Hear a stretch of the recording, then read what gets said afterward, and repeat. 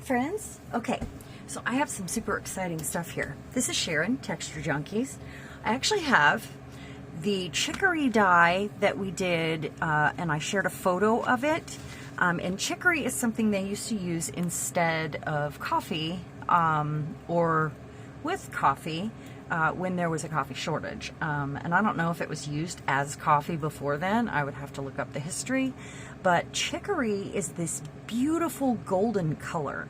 And these are the examples that I have that I shared photos while they were still in the bucket.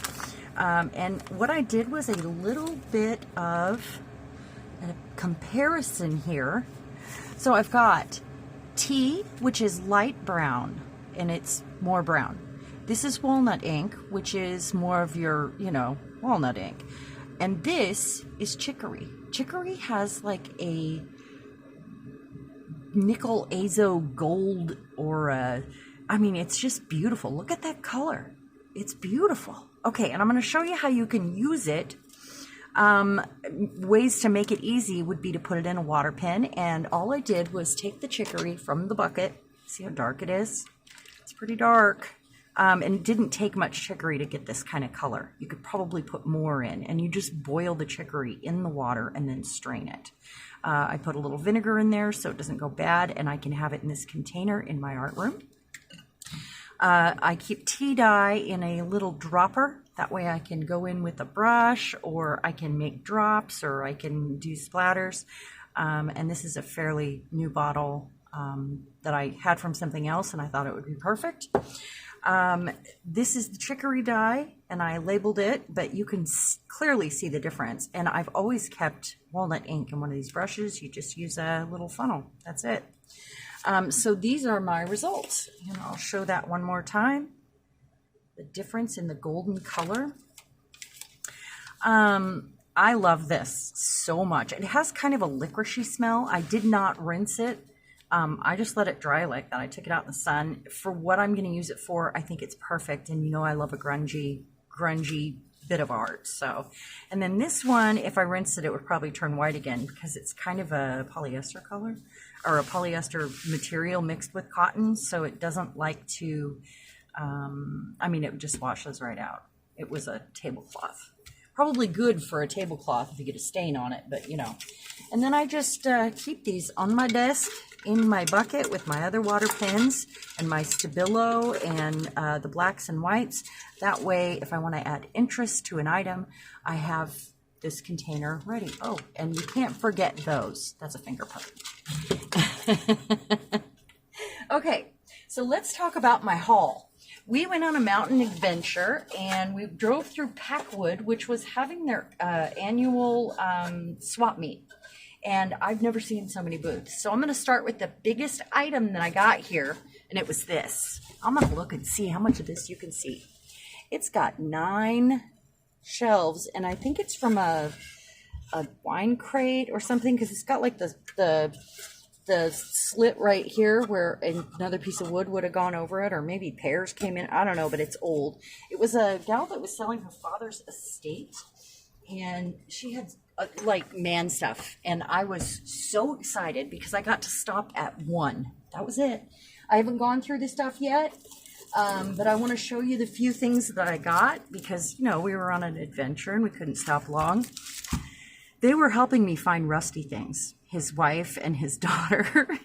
And his wife brought me this. Look at this giant roll of rusty wire. I can't wait to use. Oh my, and it's heavy, so heavy.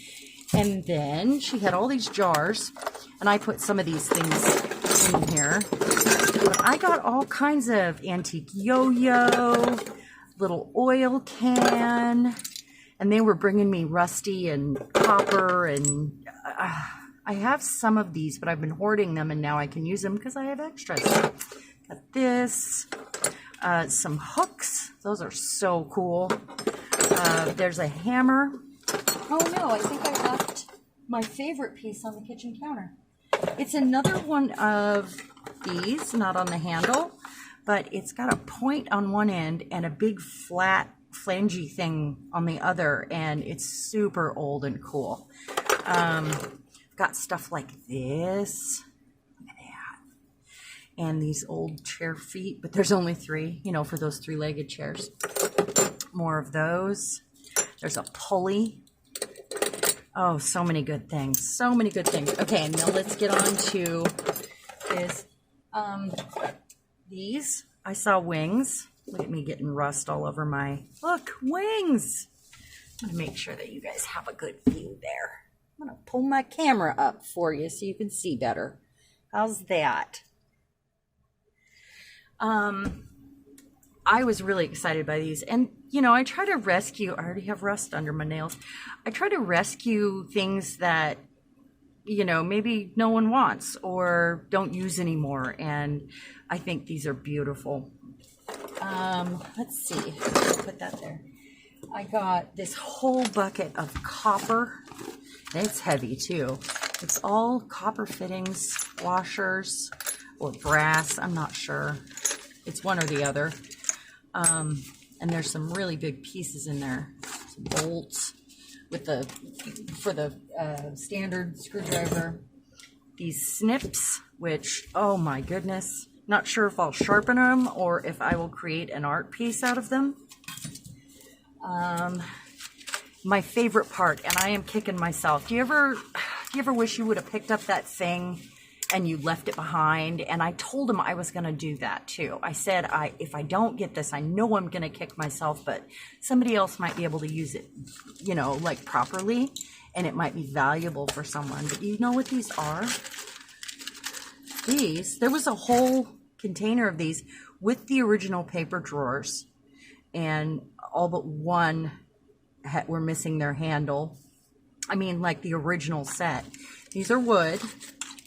They are transistors, something like that, for repairing old, like electronics, old radios, or, you know.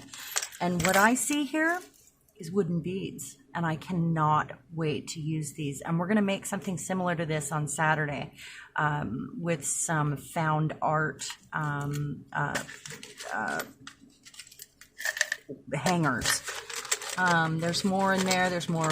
A whole jar of washers, because I always need those. There's some rusty bolts. I'm so excited about these, but I'm really, I mean, I've thought of nothing else since, because the drawer was cool, but also those things are just groovy. Okay, this was free. It's on a stand. Look at that. It's got the, it's painted brass, I believe, and oh, it's so nice. Boy, that was rattling in the mountain roads. Let's see. That's something else. I did pick up a whole jar of pine resin for a friend that is interested in encaustic art as well. And I can't wait to tell her. I guess this is me telling her. Got that. Oh, there's that piece that I love. I love this. And it's, you know, I mean, that's super cool. And this was absolutely free. You see this? Got a handle. It's got little flowers painted on it. And it came with all of this stuff in it. Let's put this back down. Some wood filler pens, which are basically wax, and I can use those in encaustic. The wood markers. There's another wood filler. And these really cool scissors, and there might be some more washers and stuff in there, but I really scored. I did. I'm really excited. I think we paid $25 for the whole thing, 26, something like that, and I'll be thinking about that box full of transistors for the rest of my life, I'm sure. And yeah, those right there, they're fleur-de-lis, they're tacks. They're very cool. They're very, very cool. I love them. Okay. Well, that is it for me today. I hope you enjoyed this and my before and after experiment. Go get yourself some chicory, make some dye. It was a lot of fun. Thanks, guys. Oh, thumbs up, please. Pretty please. And have a magical week.